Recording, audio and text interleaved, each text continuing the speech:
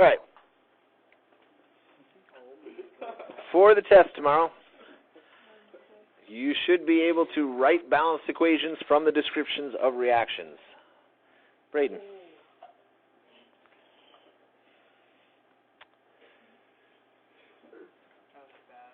That is review.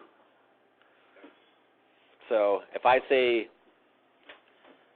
magnesium reacts with oxygen, you should be able to write a balanced equation for that reaction. If I say phosphoric acid reacts with sodium hydroxide, you should be able to write a balanced equation for that.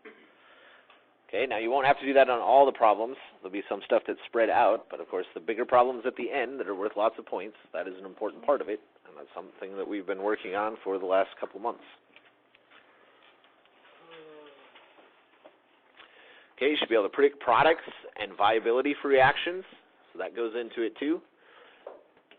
So if, for example, on number, which one was it here? Number 8 on 10.9. Did you guys do any of these on Friday? Okay, so number 8, when you look at it, aluminum can't replace sodium in that reaction, right? So when it says how much, what is the theoretical yield for this reaction, it's 0. No reaction is going to happen. So there might be one of those on the test. You got to be able to look and say, can this reaction happen or not? That's an important part of doing stoichiometric problems. Okay, so these 2 points right here are basically just reviewing what we've been doing in the second part of the year here, second semester. Then we get into the actual stuff we learned in this chapter. Number 3 says you should be able to find a limiting reactant for a reaction using the number of moles and the molar ratio. Okay, now in some cases it may say you have an excess of something. So finding a limiting reactant is as easy as going, we have an excess of this, the limiting reaction is the other thing. But in a lot of cases, you actually have to calculate it. And it's important that, number 1, we're converting to moles. So if you start out with a volume of a solution, you have to use the molarity to get to moles. If you're starting out with grams, you have to use the molar mass to get to moles. But the whole point is we have to compare moles of the two substances, but we also have to compare the molar ratio. And that's why having a balanced equation is important. If you don't have a balanced equation, then, you might get lucky. There are a lot of cases where it is a 1-to-1 ratio, but if it's a 2-to-3 ratio or a 4-to-1 ratio, then your limiting reactant is going to be off. And we looked at some of those on the problems that I did with the mistakes. That was one of the ones that I made sure to put on there because it's a common mistake, is not using the mole ratios in your limiting reactants. So are there 2 moles that get used per equation? Are there 4 moles that get used per equation? Make sure that goes into finding your limiting reactant. Once you know the limiting reactant, then you can go through and do the stoichiometry to calculate the theoretical yield. So we never brought up the term theoretical yield until later, but all the time we were doing stoichiometry, that's what we were finding is the theoretical yield. If I mix 25 grams of this and 5 milliliters of this, we should make this many grams of this. That's the theoretical yield. That's the whole point of stoichiometry, is I got this much of this stuff and this much of this stuff. When there's a chemical reaction, I expect to get this much of the product out, and which product it is. Okay, so that's the actual stoichiometry part right there. And that can only be done once you have a balanced reaction so that you can have those mole-to-mole ratios, and once you've figured out what the limiting reactant is. Okay, and I know in some cases it seems like you don't have to find the limiting reactant, but again, you still are using a limiting reactant. It just may tell you in the setup of it instead of you having to calculate it. Okay, and then number 5, I don't know, this actually probably should have came up before it, but molarity calculations. Remember that molarity is the number of moles of solute per liters of solvent. So how much of whatever we're dissolving divided by the amount of usually water, but whatever the solvent is. Oops, I should have an equal sign here. And there'll be some simple problems on the test. We'll go over the test here in a minute, but things like, you got 5 grams of salt and 250 milliliters of water, what would be the molarity of that? So remember, it's moles per liter. So if we have 5 grams of, say, sodium chloride, we have to turn that into moles before we can do the calculation. So we have to put sodium and chlorine together on using their molar masses. So 23, say 35 and a half, would be 58 and a half. So we'd have to do 5 grams, 58.5 grams per mole. And once we find that, once we find the number of moles, then we can divide by liters to find our molarity.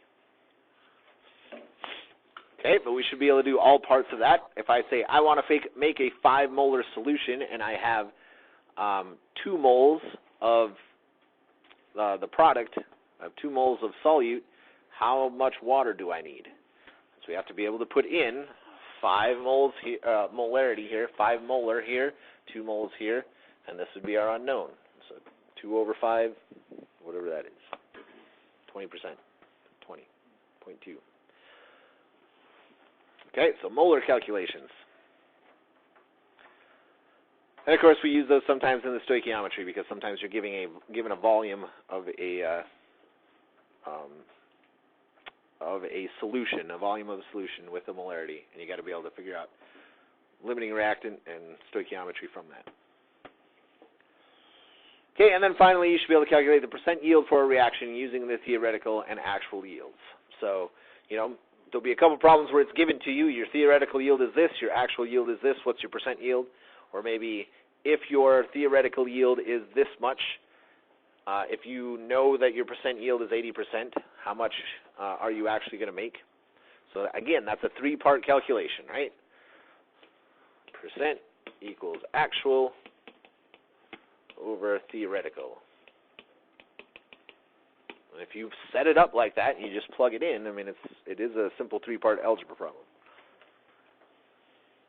But of course, in the bigger problems, the last couple on the back, where you have to do everything, you're probably going to have to do the stoichiometry to figure out how much you expect to make, and then once it tells you how much you actually make, or if it tells you a percent, then you have to do this calculation to figure out the other thing.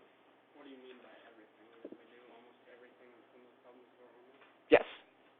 So there'll be a couple problems like that where you have to do pretty much everything, but then there's going to be some where it just says, hey, what's the percent yield if you expect to make 8 grams and you only make 5? So there'll be some simpler problems like that. Okay. Yeah, not a lot, but stuff never goes away. It does. In our pursuit for knowledge. Quarter ends, it does. Our pursuit of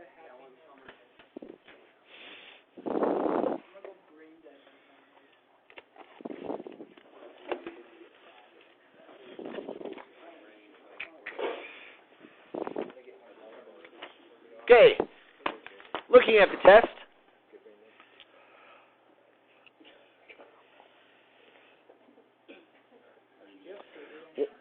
Yeah, 1, 2, and 3. Listen. 1, 2, and 3 are all simple molarity problems.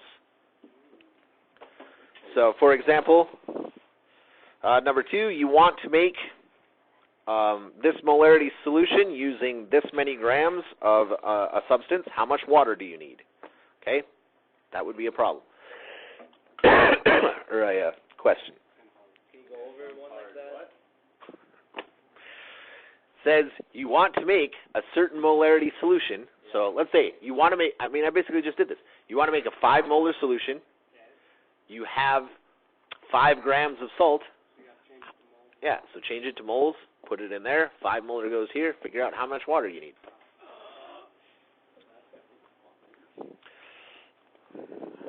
Okay, number 4 is a full stoichiometry problem.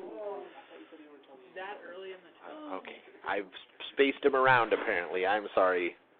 How many are there? At least 10. Listen, and you might find out. Jesus, I was just asking a question. I don't need to sass.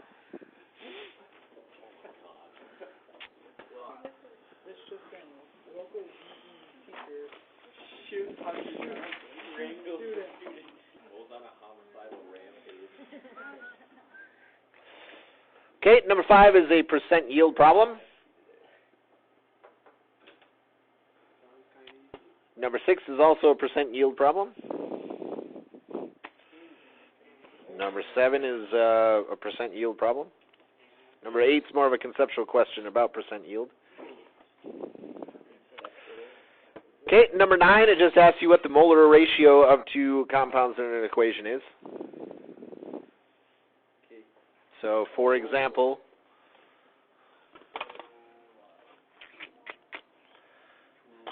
if we took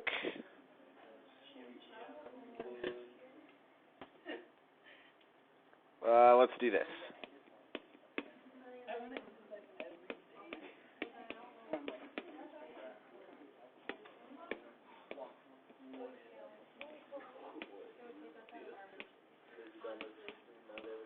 Oops. Yes.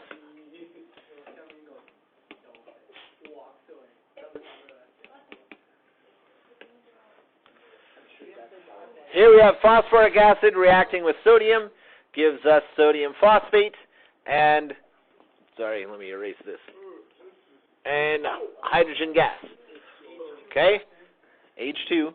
So we have to balance this, so we're going to need a 3 here, a 2 here, we need a 2 here, and a 6 here. So, the question here would be, and actually you would have to balance it first, so I already did half of it for you, but the question here would be, what is the mole ratio between sodium and hydrogen gas? And it is a 6:2. You could also reduce it to a 3:1 ratio. Either of those would be fine. I mean, it's good to reduce them if you can, but I wouldn't take off for that if you put 6:2. I can also ask, what is the ratio of phosphoric acid to sodium phosphate? So that's a 2:2 or a 1:1 ratio.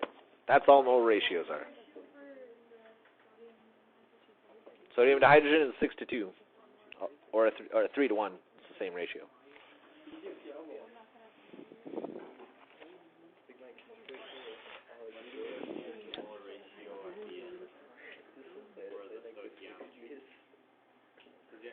You always have to use the mole ratio in the stoichiometry. Yeah, use it for the limiting reactant, and then how to use it for the end. No, you have to put it in the stoichiometry every time.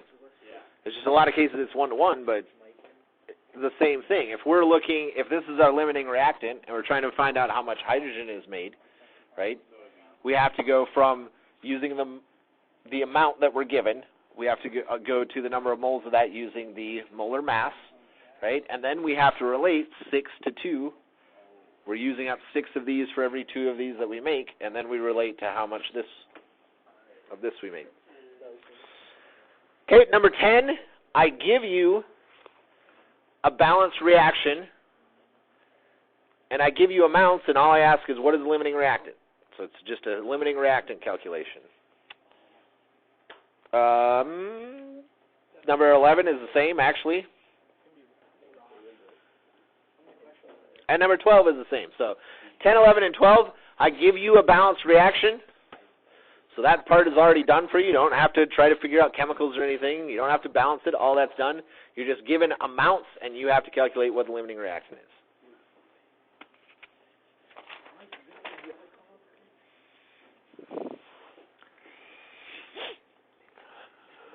Okay, 13 is pretty much a straight stoichiometry.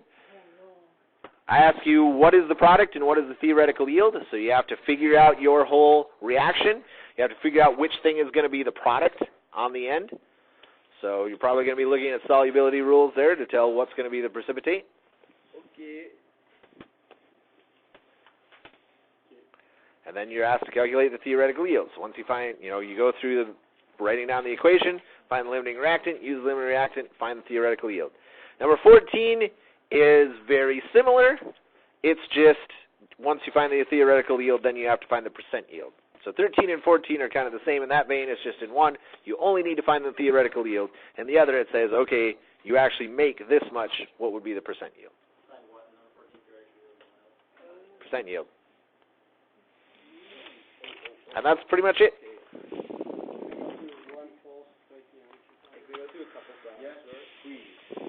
Yeah, we can do one whole stoichiometry problem.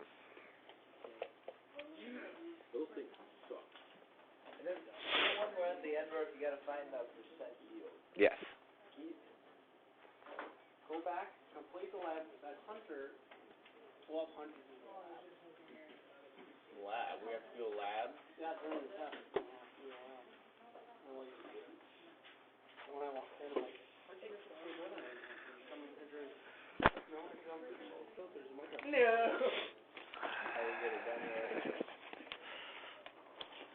I'm like, now we gotta fill it. It's like, oh, it's fine. I'm like, no, it's not. It was. We could have just left it. Then we wouldn't have gone over 100%.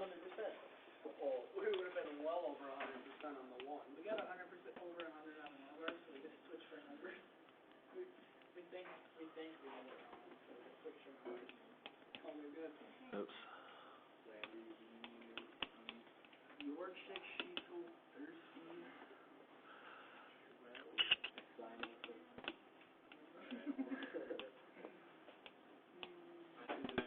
Ow!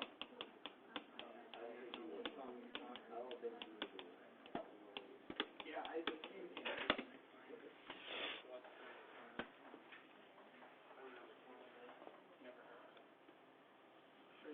I'm sure Zach did it before.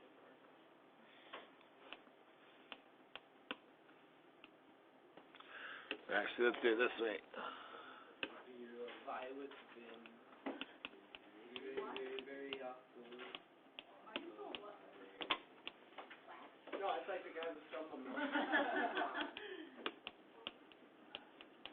It's like the Jew in the video we're watching. You're watching it too. Yeah, well, one Jew. Where? Spanish.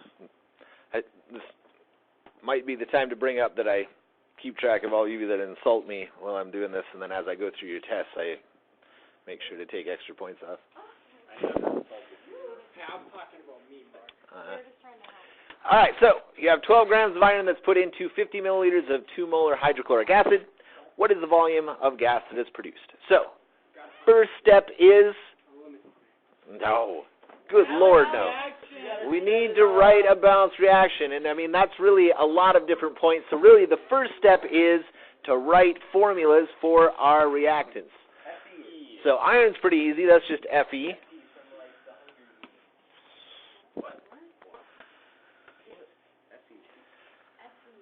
What about hydrochloric acid? Yeah.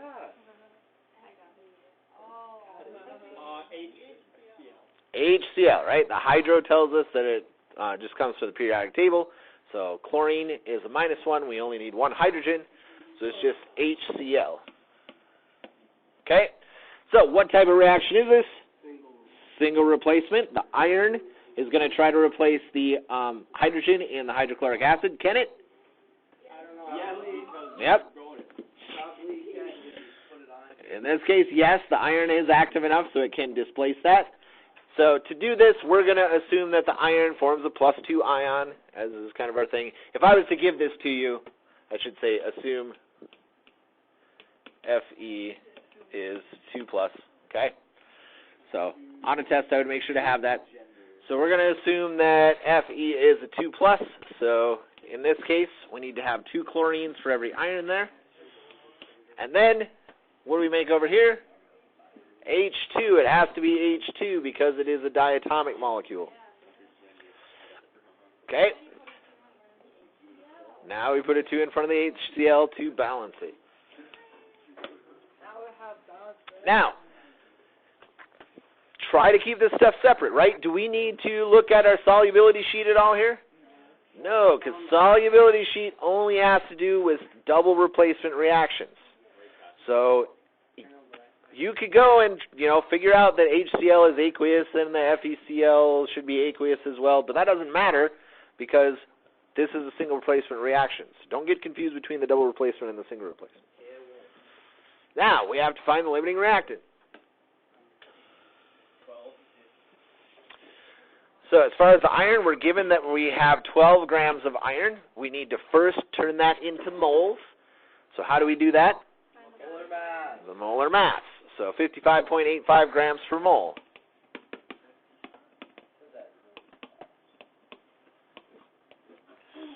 Okay, and then don't forget, we need the mole ratio of how much iron is used up per equation or per reaction. In this case, it's 1 mole, right? 1 mole per reaction.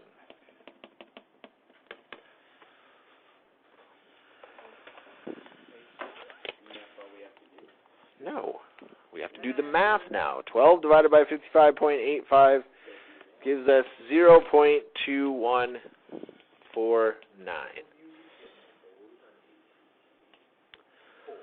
Okay, so that gives us a basis to see whether that gets used up first or the hydrochloric acid. So same thing with the hydrochloric acid. We're given 50 milliliters, right? We don't start with the 2 molar because that's a ratio. That's a way of comparing how many moles per liter. 0.05, right? We have to convert this into liters. So 0.05 liters. It tells us there's 2 moles for every 1 liter. And the ratio here is 2 moles for every 1 reaction. Okay, so what should we get here? 0.05, because we multiply by 2 and then we divide by 2. So what runs out first? The hydrochloric acid runs out first. That is our limiting reactant, because it's going to get used up before the iron. There's way more iron in here. So in a chemical synthesis, from a chemical synthesis standpoint, what this basically tells us is we're using way too much iron in this reaction. We would get the exact same result if we use far less iron. There's going to be all sorts of iron that's left over here. And so maybe you can save some money there in an industrial setting by not using as much of the iron in this reaction. Okay, and then finally, we go through and calculate our theoretical yield. 0.05 liters is the amount of the hydrochloric acid that is our limiting reactant. We again have to convert into moles, so it's 2 moles for every 1 liter. Okay. And now we put in the mole ratio between the hydrochloric acid, which is 2 moles, and the gas. What is the gas over here? The hydrogen is the gas. That's the thing that is going to be our product. So it's 2 moles of this for every 1 mole of this. Okay, what's the last thing that we need to put in there? We could put the molar mass in there of 2. It would have to be 2 because there's 2 hydrogens there, grams per mole, but that's going to tell us a mass. It's going to tell us how many grams of hydrogen that's made. And that could be a question that's asked, but what is the question actually asking us to find? The volume. 22.4 liters per mole for gases.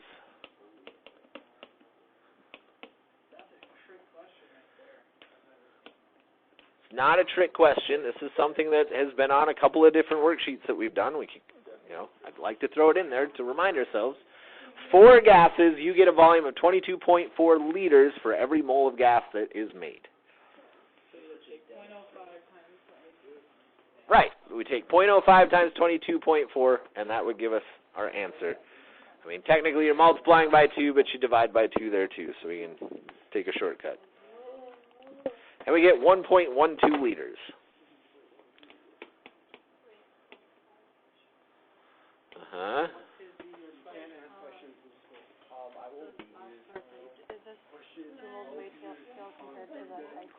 One mole of hydrogen, yep. Because this is the thing that we're looking at. We don't care about this. We're looking at for the gas, and the hydrogen's the gas. Okay, now, that's the theoretical yield. Yes. If I said, you only make 0.9 liters, what would be our percent yield then? Whatever you want it to be.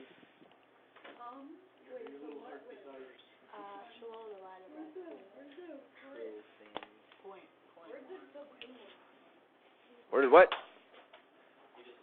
The blue one, Yeah. I said if you did this reaction, you only recovered 0.9 liters. That's all the gas that you got out. What is your percent yield for this reaction? Do one where you have the percentage. Okay. If your percent yield is 80%, how much did you actually make? take 80% of 1.12. Now you gotta move Take that. 1.12 to 0.8, yeah. Trick question. You take that time. And you get 0.9 liters. So remember, percent yield, the calculation is just like finding your grade. You know? I mean, if I said that I graded it out of a 34 and you made a 75%, you could go calculate how many points you got, right? Or I would hope you could. Well, 'cause you just write it on the paper, so that's what we You guys really can't make those calculations? No, never know. Sorry, I only know how to do sine, cosine, That's all we know lately. we don't even find the hypotenuse. Well, that's not I what want to get high on hypotenuse. I'm Josh Norman. The parabola Believe. So,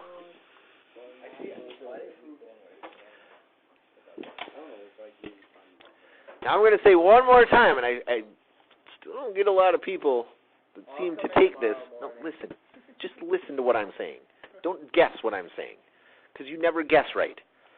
Guessing is the way to go. Okay? If you get to a point and you're stuck, right? Use your hand. No. How come you think? Well, I mean, if you don't understand what something's saying, yeah, I can come try to help you figure out what it's saying, but I can't help you along if you're like, I don't remember how to do this. But if you get to a point and you're like, I don't remember how to find the limiting reactant, right? You'd be pretty much stuck then. But, make something up. Write on your paper, I forgot how to find limiting reactant, but I'm going to assume HCl is the limiting reactant. If you do the rest of this right, then you'll at least get the points for that. Yeah, you're going to lose some points because you didn't find limiting reactant, but when I do these problems, I basically have it kind of set out on my key. You get so many points for doing this part right, you get so many points for doing this part right, and this part and this part. And if there's common things, they forgot to use the mole ratio there. That's a common thing. That would be a half a point off in the limiting reactant problem, or part of the problem. So, make something up. Get yourself by that point where you can do the rest of it, or at least attempt to do the rest of it, and give yourself some of those partial credit points. Well, this is not math, and I'm not Dennis, so... No.